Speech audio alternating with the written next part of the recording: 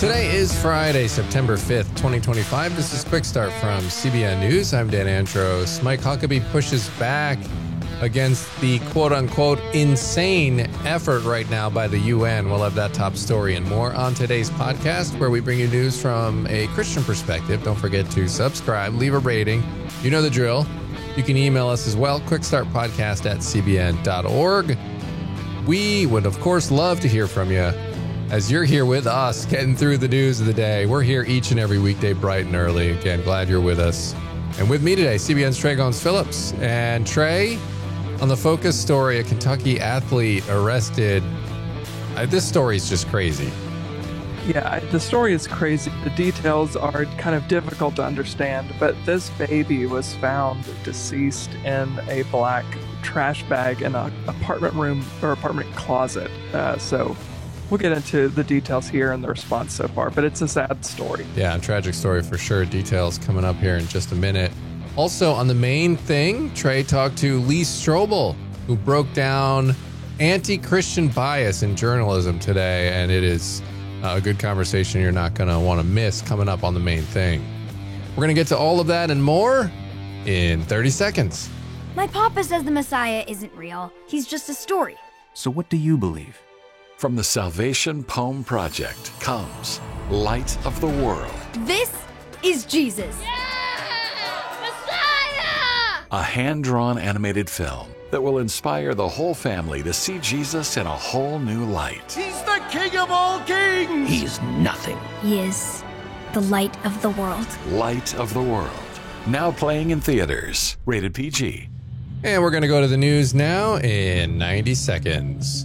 Health and Human Services Secretary Robert F. Kennedy Jr. took some heavy fire in a Senate Finance Committee hearing yesterday, with Democrats demanding his resignation and even some Republicans pressing him over vaccine policy. Louisiana Senator Bill Cassidy, a doctor, accused Kennedy of, quote, denying people vaccines, end quote, pointing to conservative host Eric Erickson, who said his wife with stage 4 cancer couldn't get a shot at CVS. Kennedy pushed back, insisting America is the sickest country in the world, and blasted the CDC for decades of failure and conflicts of interest with Big Pharma. That's why, he argued, he fired the CDC director and its entire vaccine panel, replacing them with people who aren't beholden to pharmaceutical companies.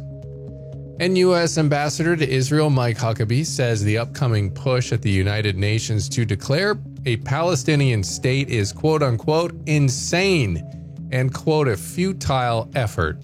In an exclusive interview with CBN News in Jerusalem, Huckabee said Israel is in a fight against what he called the most demonic forces ever unleashed on this earth, Hamas. He also stressed that Israel must do more to win the global PR battle, warning that support for a Palestinian state only emboldens terror and undermines peace. Those are just some of today's top headlines. You can check out more stories over at cbnnews.com. And Trey, obviously, people can check out that interview with Mike Huckabee over on cbnnews.com.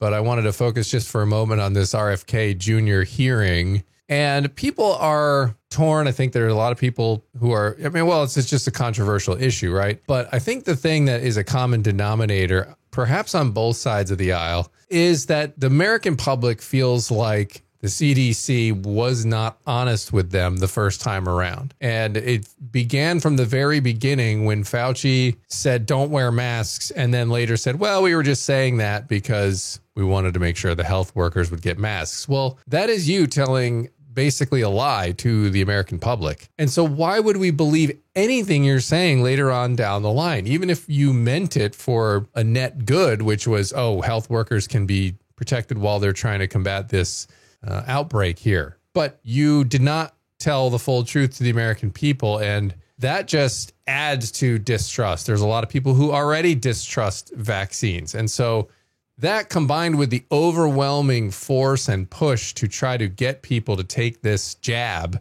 and basically shame you if you didn't, I think a lot of people really are skeptical now of the CDC. And so they're on board with what RFK Jr. is doing to try to shake it up. I think all of this was made impossibly difficult for the CDC to overcome when Fauci started with his series of noble lies that was like, well, it's for a good reason, so I can tell you, whatever I want to tell you. And then I also remember the media, of course, didn't do themselves any favors in garnering trust, because there was one press conference in particular I remember with Trump in his first term, and one of the reporters asked, well, can you guarantee that anybody who needs a ventilator across the country is going to get one? And I go, what kind of a question is that? The president of the United States is not going to be able to guarantee that any human being under any circumstance who needs a ventilator in any hospital across the country is going to be able to access one. So the way that all of this was handled was a surefire way to erode trust. And I think that is what RFK Jr. has inherited, right? Is Americans have zero trust in these institutions. And then one thing too, Dan, that I'll say before I toss back to you that has been absolutely fascinating to watch has been the left's complete turnaround on Big Pharma. I mean, they used to hate Big Pharma with every fiber of their beings. And it was they're all in bed to make money and take advantage of the American people. And now Pfizer is the fourth person of the Trinity, if you ask the left. Yeah, absolutely. And I think you're 100% right there. And listen, there are a lot of things that are going on here, more than we can even cover at this time. Another thing I'll say, as far as the vaccines, you have this sudden turnaround where you go, like you said, from skepticism to you got to do it, you got to do it, you got to do it. And while they're still looking for an actual connection to smoking guns, so to speak, there are so many people, and I know them, and maybe you know them too, who have personal experience with a child who was developing normally, and then shortly after they got administered a vaccine, things started to go wrong, and they ended up with some kind of health issue, a special need of some kind that they've lived their whole lives with. And so you're just not going to convince those people that the vaccine didn't have something to do with it, even though they can't directly prove it. You think, what else was it? I mean, they were developing just fine for a couple of years. Then all of a sudden this happened. And so then you combine the that fact with, that you're not allowed to ask questions, right? It's very possible that the vaccines are not responsible. Maybe they are, maybe they're not. But the problem is that you're not even allowed to even venture the thought. Is it possible? And as a scientist, you would think, like, okay, my job is to take questions and see if I can find an answer to them. There's no question I'm scared of as a researcher. Let's see if there's any validity to the question. But we're not even allowed to do that when it comes to vaccinations. Right, and that just sows more distrust, and that's exactly where I was going to go with that. That sows more people who are going to say, I don't believe you. That doesn't sound right. You're pushing too hard on this. Why are you trying to push this on me? And then how do we know they're not telling a quote unquote noble lie at this stage in the game? Right. There's no way for us to know. What we do know is they've shown they're willing to do it.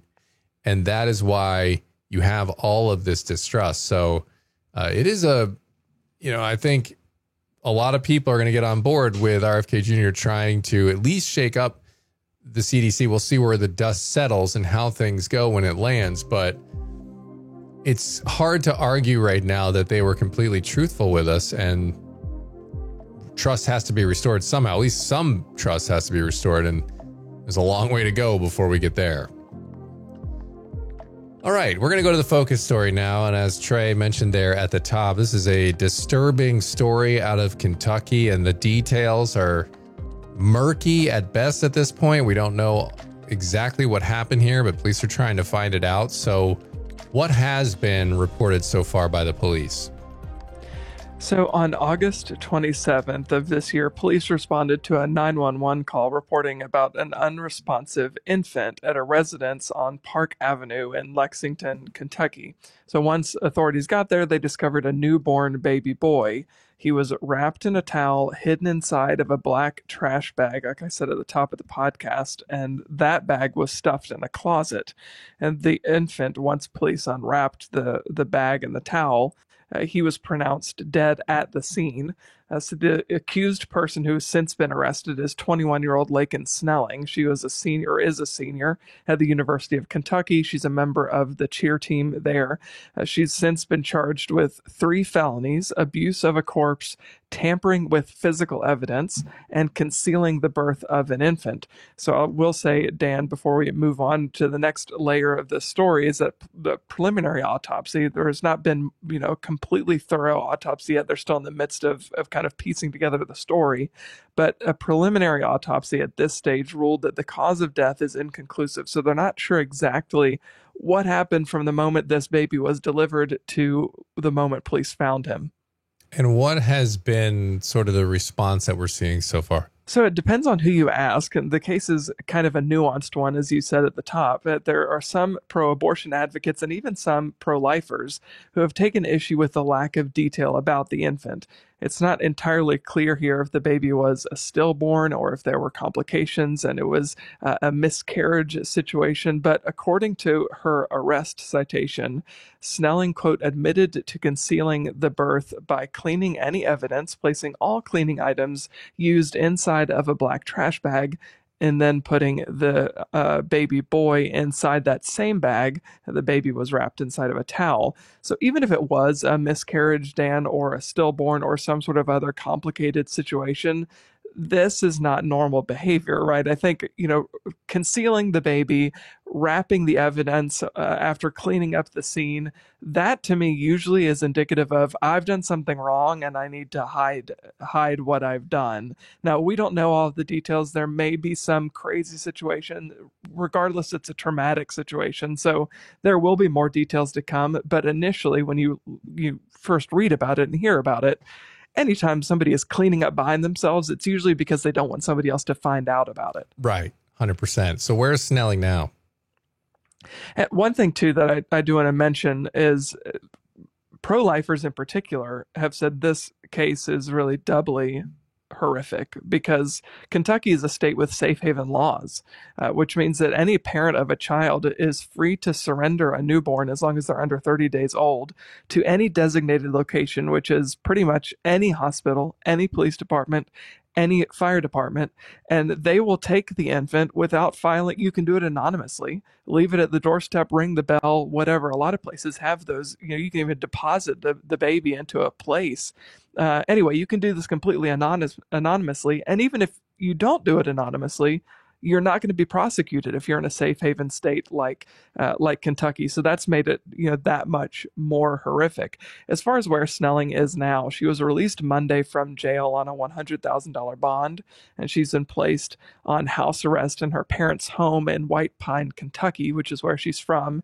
And as she's awaiting the next court appearance, she's required to wear an ankle monitor. So this is sad and tragic first and foremost, but you have to look at the conditions on the ground that make it possible for someone to even want to consider this route.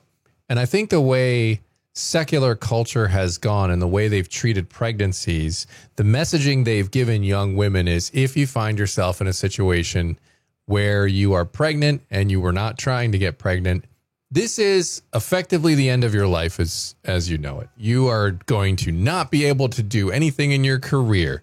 You're not going to be able to finish out your education.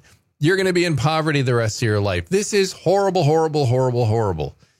That is the messaging that they bring. And of course, that's what Planned Parenthood messages because that's how they get clients. That's how they get people in the door. That's how they make millions of dollars. And so we saw that Planned Parenthood's in a little bit of financial trouble now after some of these laws have passed. And it's like, you guys said that you didn't really make much money from abortion, but the minute some abortion laws are passed, all of a sudden we're in financial distress. What's up with that? So that's how Planned Parenthood is marketing things. That is how the progressive secular left is marketing things. And so it shouldn't be a surprise, Trey, when we see a young woman get pregnant like this, and then they panic because they haven't been told all of the things about pregnancy centers and adoption and safe havens, like you mentioned. Yeah, totally. Look, I think it's horrific the way that we've handled this, especially in the overturning of Roe v. Wade with the Dobbs decision by the Supreme Court. And look, I think there are situations when, okay, it's a pregnancy as a result of of a rape or some sort of sexual assault, we can be a bit more compassionate in how we talk about it and address that. But for the vast majority of cases, that's not what you're dealing with. You're dealing with somebody who made a stupid decision to have sex outside of marriage. They were unwise in what they did, and now there's a baby that's come of it. The baby, it's no fault of the baby that you made a terrible life choice, that you chose to have sex when you shouldn't have. It's not the baby's fault, so you're not going to punish the infant by ending its life. And there are so many options available to people. I think the media and the pro-abortion world does a great job of pulling at people's heartstrings and making them feel like they've been backed into a corner and there are zero options. Right. But there are so many crisis pregnancy centers that will come alongside you and hold your hand through the pregnancy, the delivery, and even the early stages of motherhood, if that's what you need, and if you want to keep that child. And if you don't want to keep that child, there are countless men and women, couples, husbands and wives who are unable to have children for any whatever reason, would love to welcome that child into their home. So my point in saying all of that is there are options. Don't believe what the abortion industry says to you, that the only option is abortion, because that's not the case. Yep, absolutely, amen, 100%. And it's a story that had a really bad ending, and hopefully we can turn the tide in culture and make people realize, hey, there are other options than this. You don't have to do this, and it's not going to ruin your life to become a parent. You already are a parent, so don't kill your baby. Don't kill your unborn child. Don't do that. You can give them the gift of life, and even if you can't be the one that raises them, you can still be the person who brings them into this world and saves their life, really. So something we all need to be praying for sure. So appreciate you bringing that one to the podcast today, Trey. All right. And just how anti-Christian is today's journalism? Well, we discuss it with Lee Strobel coming up in 30 seconds. My papa says the Messiah isn't real. He's just a story. So what do you believe? From the Salvation Poem Project comes Light of the World. This is Jesus. A hand-drawn animated film that will inspire the whole family to see Jesus in a whole new light. He's the King of all kings! He's nothing. He is the light of the world. Light of the World. Now playing in theaters. Rated PG. Lee Strobel joined Trey to discuss the state of journalism today, the anti-Christian bias present in many newsrooms, and what his famous investigation into Christianity might have looked like if he'd undertaken it now. That conversation's today's main thing. Just as somebody who spent so many years in journalism, and you said like you were raised in or taught the ethics of journalism, which I think I would say don't really exist the way that they ought to anymore. So just give me your take on the media landscape we have now. Oh, golly. It saddens me so much. I mean, I went to the University of Missouri, which was the first journalism school in America. I think the finest journalism school. We were trained to tell both sides of the story. Our job was to report the news. Interestingly, today I talk to young people who are interested in going into journalism. Say, why do you want to study journalism? They say, because I want to change the world. That wasn't our motivation, and that's not our role. Our role was to report the news and tell both sides. I'll tell you something. When I was at the Chicago Tribune covering legal issues, there were a lot of court cases back then involving abortion. And I was when I was the atheist at the Tribune, very pro-abortion. I helped arrange an abortion when I was in college for a young woman whose boyfriend had walked out on her. And I helped arrange the destruction of that innocent unborn child. Didn't bother me one bit as an atheist. Later, I repented of that, of course, and confessed that, and God's forgiven me of that. But so I was very pro-abortion as an atheist journalist at Chicago Tribune. I wrote 1 million articles about court cases involving abortion. And guess what? If you read any of those articles, you would not be able to tell where I stood on the issue. Because I told both sides, and I quoted good people on both sides, and I tried not to skew the story one way or the other. That was the approach we took to the news. It's not what we see anymore. We see people are in it to change the world, to change opinions, to change people's viewpoints. And yes, there is a role for that in opinion journalism, but in daily journalism, in the reporting of the news and so forth. First of all, you're right. We do not have a diversity of worldviews. Certainly Christians are not well represented in that pool of people. And secondly, they seem to have lost this value of seeking objectivity and trying to tell both sides, and to be, I think the key word is be balanced in what they write. So it saddens me, it worries me, because our First Amendment is there because of how it is the First Amendment, because how important it is. A free press is foundational to our republic. And when we can't trust anymore what we're being told by a free press, that's a very dangerous position for a republic to be in. Now, of course, I want to preface this by saying God can do absolutely anything, and he was going to draw you to himself regardless. But do you think that your conversion would have looked different? Your process would have looked different had you undertaken this investigation into Christianity in today's media landscape versus the media landscape you did in the 80s?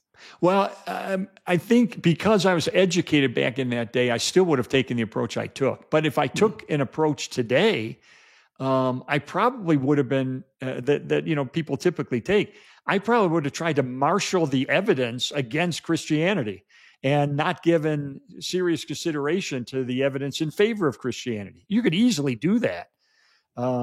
Sometimes people accuse me of doing that in my books, where I interview scholars and experts about issues of faith. But I ask them the tough questions I had when I was an atheist. I sort of stand in the stead of the atheist and ask the difficult questions. And I have interviewed for my books famous atheists, Charles Templeton, the most famous skeptic of Canada, Michael Shermer, the editor of Skeptic magazine in the United States. I've interviewed for my books.